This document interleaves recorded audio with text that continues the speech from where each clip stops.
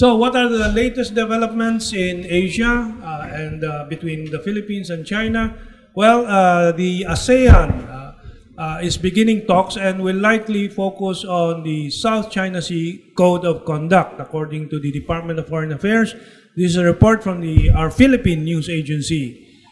Foreign ministers of the Association of Southeast Asian Nations, ASEAN, member states are expected to endorse the framework on the Code of Conduct to address disputes in the West Philippine Sea or the South China Sea, and are likely to instruct starting talks on the actual code, according to the Department of Foreign Affairs.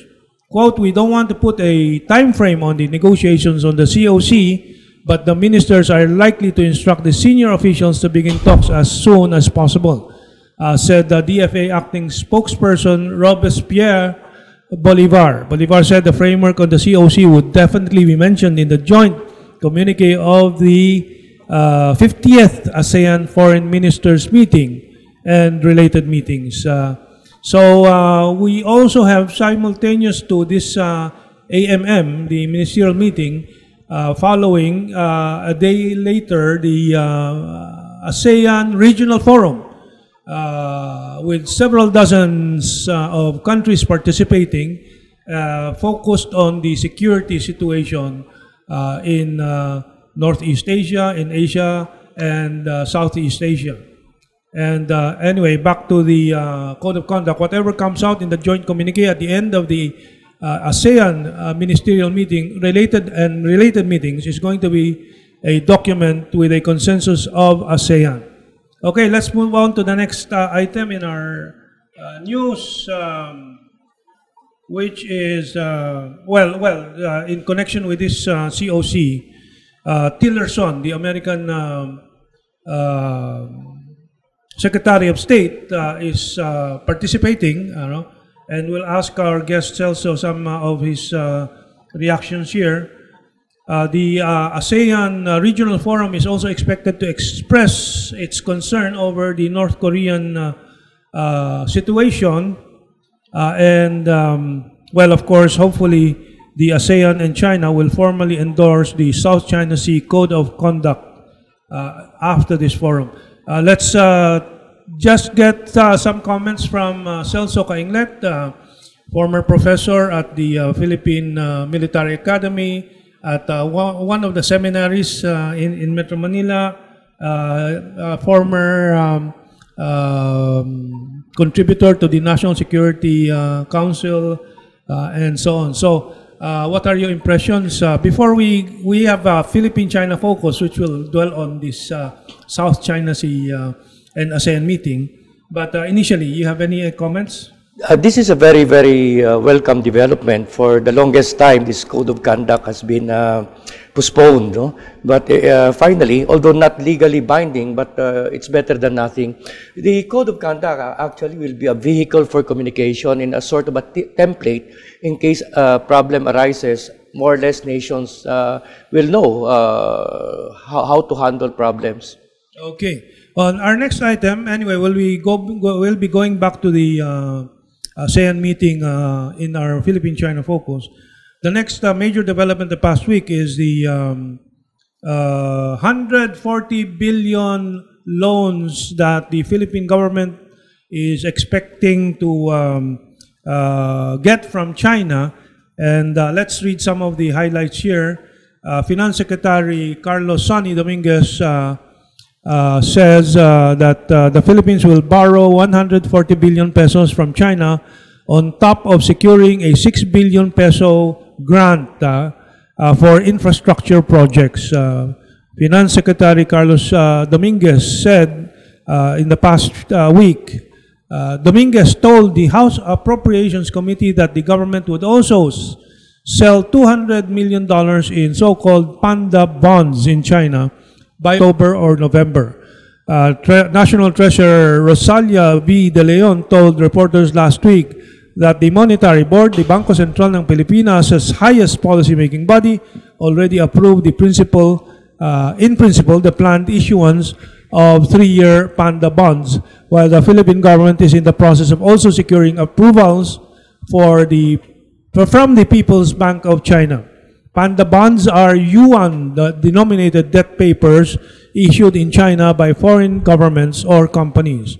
As for the loans, Dominguez said they were considering official development assistance, ODA, to finance the bulk of the costs of 3 projects worth a total of 164.9 billion pesos, namely the 2.7 billion Chico River Pump Irrigation Project, the 10.9 billion new Centennial Water Source Kaliwa Dam Project, and the 151.3 billion Philippine National Railway South Commuter Line going to Bicol, which will make my visit to my wife's hometown in Sorsogon much more comfortable. Dominguez said the government was negotiating that the Chinese government charged the loans with an interest rate of lower than 2%. Lower than 2%. Let's keep repeating that because there's a lot of disinformation about these loans that will be tied up in debt slavery and so on.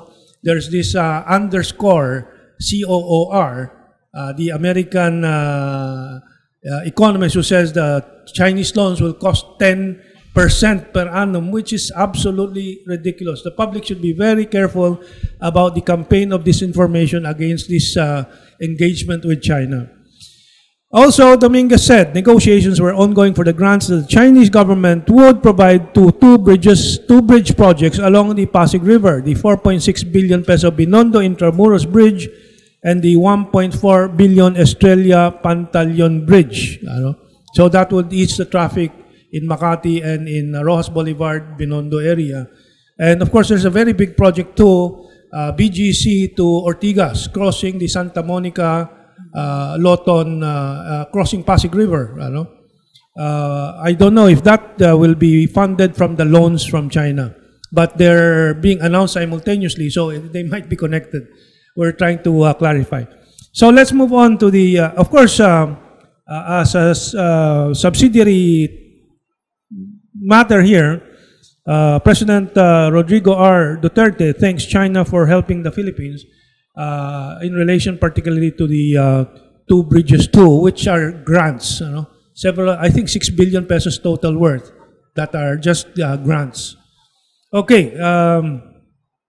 Well, this other item I discussed with Celso is very significant. This is about Beijing's call for Vietnam and Repsol, the Spanish oil company, to halt its energy exploration in the South China Sea. And what is significant is that Vietnam has reportedly, not only reportedly, actually stopped oil drilling in the disputed part of the South China Sea after China's foreign ministry urged for exploration to be halted. The area being developed by the Spanish oil firm Repsol in cooperation with Vietnam is inside a large area of ocean claimed by China, which it says overlaps its oil concessions. The exploration in Block 136/3 started mid-June, licensed to Vietnam's state oil firm, Spain's Repsol, and Mubadala Development of the United Arab Emirates. Repsol has been ordered to leave the area, according to a BBC source, just days after the company had confirmed the existence of a major gas field.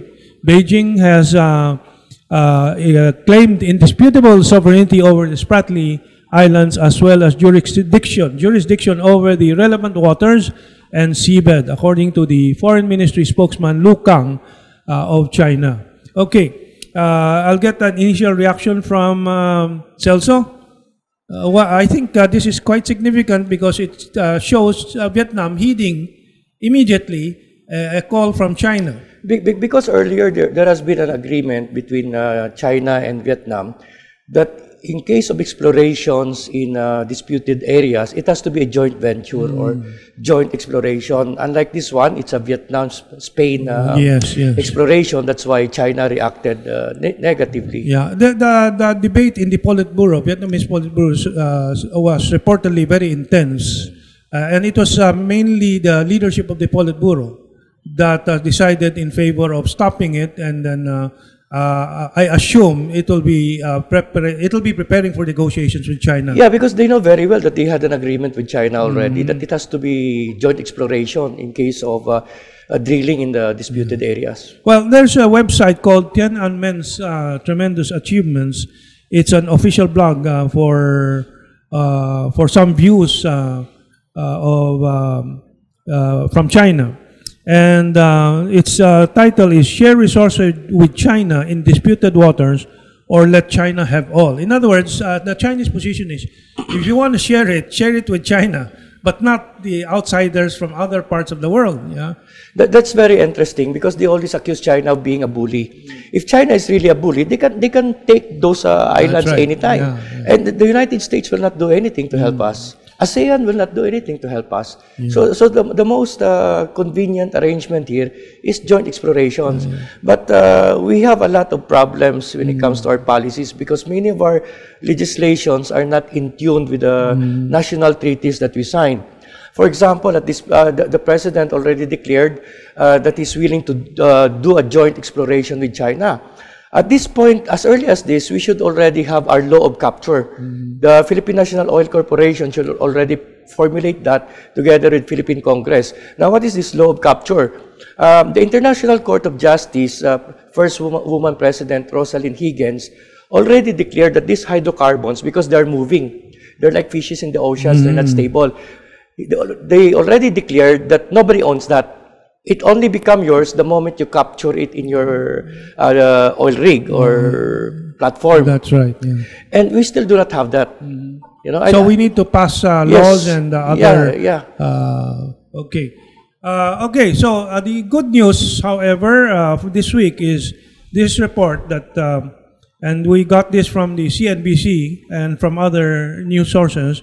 Tillerson says U.S. wants North Korea dialogue at some point. After several months of intense and heated tension, this is the signal from the United States that they're going to be willing to sit down and talk directly with North Korea. Well, I predicted this several months back, and I said the more intense the hostile rhetoric from President Trump, the more I'm convinced that they will sit down to talk with North Korea, because that is the only solution here. But anyway, let's read part of the report. The United States does not seek to topple the direct quote, North Korean government and would like dialogue with Pyongyang at some point, but only on the understanding that it can never be a nuclear power, Secretary of State Rex Tillerson said last Tuesday. Speaking to reporters at the State Department days after Pyongyang tested its second intercontinental ballistic missile, Tillerson reiterated that Washington sought to persuade North Korea to give up its missiles and nuclear weapons program. Okay, let's move on to the last item since we have only 1 minute left, which shows cooperation between China and the United States. China joins search for missing U.S. sailor in the South China Sea. China is helping look for a missing U.S. sailor in the South China Sea. The country's defense ministry confirmed on Thursday. The Chinese guided missile frigate Liu Zhou, which was near the area on duty, is assisting the search operation after a sailor was reportedly missing from the U.S. Navy destroyer about